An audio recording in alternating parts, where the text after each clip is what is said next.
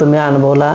अनुभव काय, जेवण करायचं, कुठं पाणी नाही पाणी आणायचं, काय थकतंय ते, काय उरलेले चप्पल बांधून डोसकीवर घ्यायचं, काय राखतात ते वाट घेऊन जायचं संघ.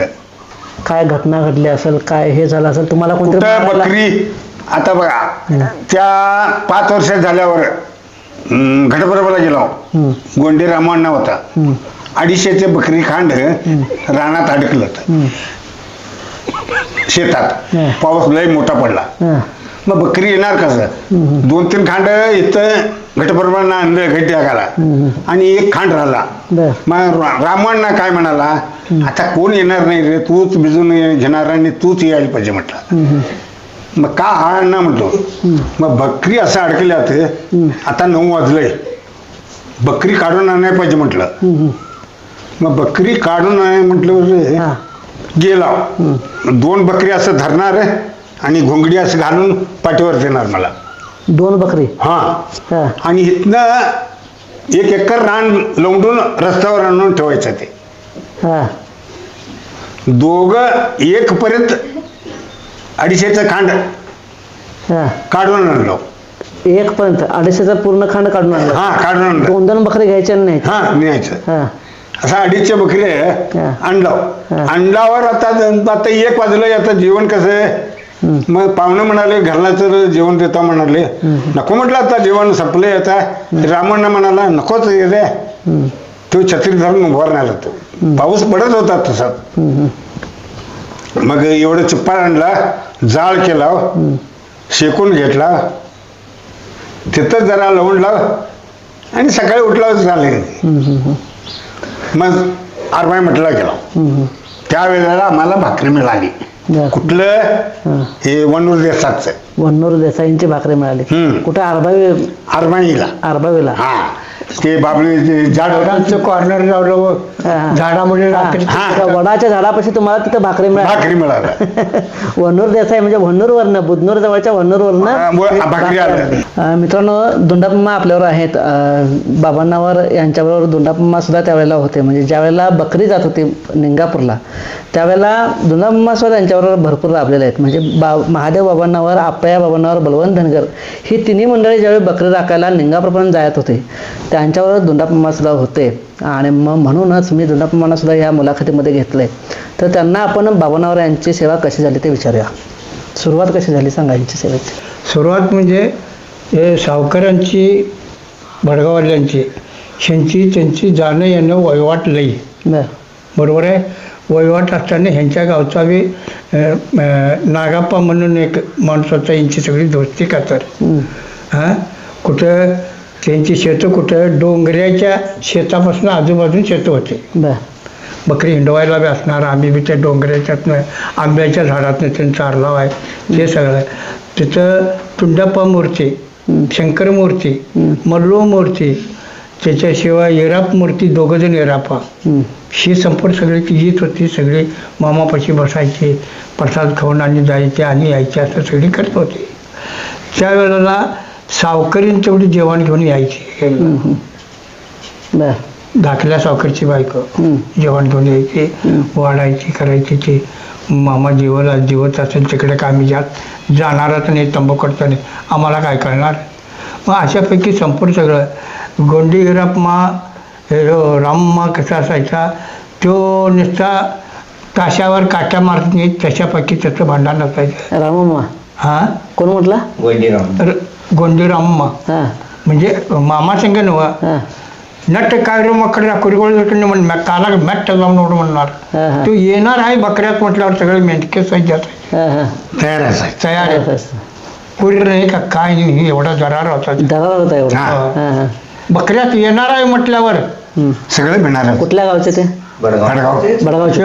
थोरल्या सावकरचा युवाईच. हो, युवाईच. थोरल्या सावकरचा युवाईच. गावातच मुलगी त्याच्या पोरग्याला दिलते. त्याचा पोरगा बी अटॅक घेऊन मेला, काशाप्पा म्हणून. बरोबर आहे. माझं सांग तरी म्हणा. मग पुढं काय झालं? मग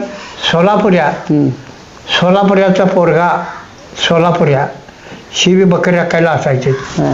ते सोलापुराचं फोर काय करणार, त्यात काय खाणार, ऊन हड्डी होक तंत्र म्हणून ते जाणार.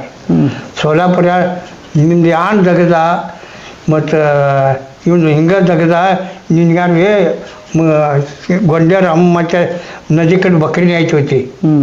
रस्त्याकडला बकरी बसली ती शेतात उन्हाच्या सावकारच्या. आणि हिंडवत पैसे सोडत चालला तो उन्हाळी दिवस पैसे सोडत जाताना काळा आणि पांढरा बैल होता सोलापुराचा.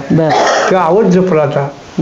ए सोलापुरा थरबाको म्हटला, घ्या ना यार ಬೇಕಾದ್ರೆ ಕುಣಿಸ್ತಿ ಬೇಕಾದಂಗೆ ಕಾಳು ತಂದು ಹೋಗ್ತಾರೆ ನಿನಗೇನು ಜನ ಇಲ್ಲ ನಾನು ಸಣ್ಣ ಹುಡುಗರು जावं. म्हणजे काय मराठीत सांगा. हा म्हणजे काय मराठीत सांगा. मराठीत म्हणजे धाकली पोरं आहेत माझे, तो आवाज उभा कर म्हणशील कोण राबणार नाही माझ्याशिवाय.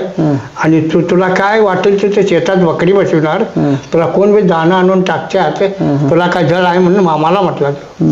ते नका म्हटला आणि ते कासरं घेतला आणि घोंगडं असं दंडावर होतं का नाही असं ते असं टाकून घेतला, कासर घेतला आणि त्या बांधाच नाही ह्या बांधापर्यंत बांधून परतून उभा केला. रंड्याच्या म्हणाला मला पायचान शिवायचं तेवढं सोडून देऊन मला काय बी काम लावा म्हणाला, चुकणार नाही म्हणाला, मला काय वाटायला लागले. असं होईना तो लगेच 8-15 दिवसात तो शेतवाला मालकच त्या हप्त्यात फेडलाच नाहीतर नाही देणार कर शाप तुझ्या नावावर करून घे. बरं आणि करलं की त्याच्या नावावरच केलं. होय. किती 9 एकर एका ठिकाणला आहे. अरे बापरे. होय, ह्या रस्ता ना त्या रस्ता. हा ऐकून घ्या, 9 एकर आहे. मग तू काय आम्हाला मेहरवानकी करत नाहीस, आम्हाला कन्या करायला कोण नाही, गप्पच माकडासारखं चल म्हटलं कुणी सोलापुराला आम्ही. आणि सगळी नेलाव की 2-3 महिने त्याला चटिवलं की वरच्याकडे पण वरच्या गाजावर भेटून येतो म्हटल्याला पचारच इकडं तोंड कशाला जाऊ. बरोबर आहे. परत इकडे यायला नाही. थोरला सावकर काय केला, त्याने बी 2-3 जोड कपडे घेतला होता, 3 जोड होते.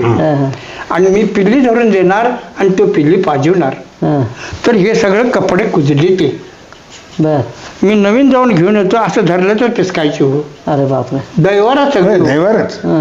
आणि पावसाळा लय आणि रडायला लागला ना. होगी बरचान तरी मग आली मग होगी बरचान आणला गप्पा होगो जात रडायला लागला सावकार. मग लई दिवसांच्याला लावून दिला. असं काम या मामांचं आहे काय. आणि तो फायदा करून घेतला. तिची 9 एकर जमीन ती ह्याला बाजारला पैसे नाही, 9 एकर जमीन त्याच्या पदरात घातलाय. लक्षात घ्या, 9 एकर पदार्थ घातला. काळी थंड जमीन आहे. हप्त्यानं पैसे भर, खरं तूच घ्यायला पाहिजे म्हटलं. हप्त्यानं दे नाही तर काय बी कर. खरेदीचा पैसा मालक, खरेदीचा पैसा बी मी घालतो म्हटला तुम्ही ऐकलेलं. आणि ते खरेदीचा पैसा तो बामण तो राहायला कापशीला कुणाला बी चौकशी करा. त्याला आमचं डोचकं काय खरं आहे. मग आता 9 एकर आता आहे त्यांच्याकडे. त्यांच्याकडेच आहे सोलापूरच्याकडे. रामा सोलापुरा त्याचा मुलगा. आणि म्हशी बिशी सगळं करून तिथं आंब्यात झाड एक होता तर राहिला तिथं. ते हाय का नाही काय की खूप होती तिथं. आणि आता घर बांधून गोटा करून ला ला ला ला ला ला ला ला करतात दाबात येतात. मला सांगा तुम्हाला एवढं कसं काय आठवतंय सगळं अजून, एवढा करेक्ट कसं काय आठवतंय अजून सगळं. ते काय मला काय माहिती नाही होत, तुमची सगळ्यांचीच मनपूर्वक हा. तरी पण एवढं करेक्ट आठवायचं अवघड आहे ना. एवढं करेक्ट आठवायचं कॉम्प्युटर म्हणजे एवढं करेक्ट आठवायचं अवघड आहे. नाव सकट माहिती आहे, नाव सगळं माहित आहे. नाव सकट यादवाड पर्यंत गेलता बघा की